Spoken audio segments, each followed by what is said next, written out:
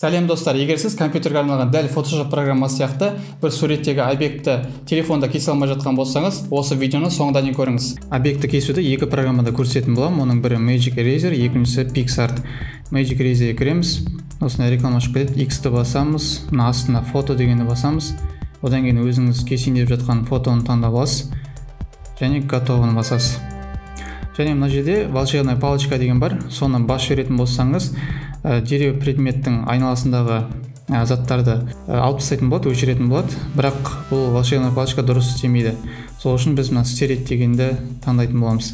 Стереть дегенді таңдап, біздің инструментті осылай үлкейтіп алатын боламыз.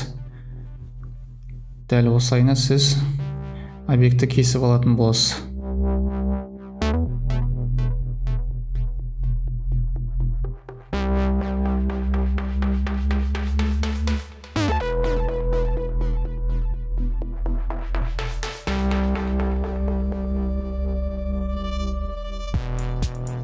Мінекей достар, объекттің, яғни адамның осы шет жақтарының барлығын дұрыстап кесіп алдық. Байқасаңыздар, осындай қателер кетуі мүмкін. Арт жақты дұрыстап кесе алмаймын. Мына волшебная палочка деген барлық жағдайда сіздің объектіңізді дұрыстап кесіп бермейді. Сол үшін осылай түсу керек болады. Осы стереть инструмент арқылы объектіні шет жақтарын кесіп жатқан кезде осылайына тик кететін болса, объектті тик кететін болса, мінекей восстановить дегенді жасау болады. Мінекей объектті бастапқы қалпына алып келетін болады. Және барлығын біткен соң, мына жоғары жақта стрелканы басамыз. Бізге PNG формат керек болады. PNG дегеніміз объекттің арт жағы прозрачный болып тұрады. Мінекей высокое разрешение деген таңдаймыз. Мінекей сақталды.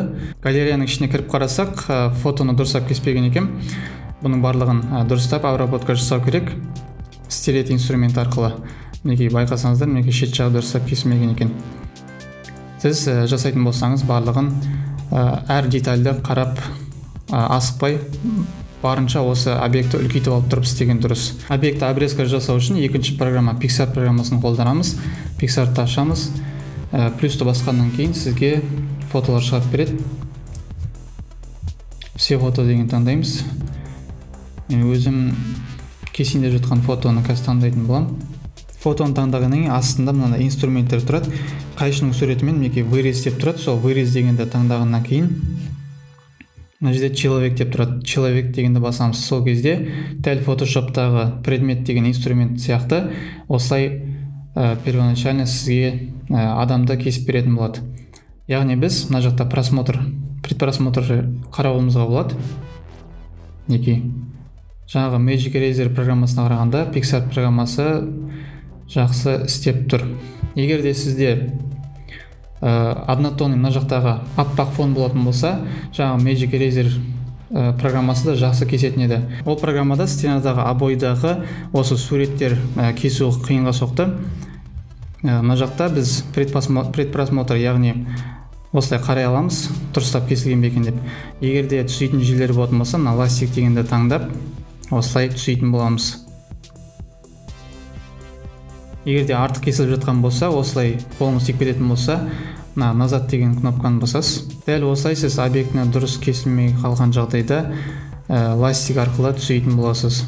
Галереяға кіріп қарайтын болсақ, сурет жаңағы программа қарағанда PixArt'та жақсы кесілген екен. Дәл осылай сіз өзіңіздің суретіңізді обрезка жасай аласыз. Егер де пайдалы болса, осы видеоға лайк басуды және арнаға тіркелуді ұмытпаңыздар достар. Келесі видео сабақтарда көріскенше сау болыңыздар.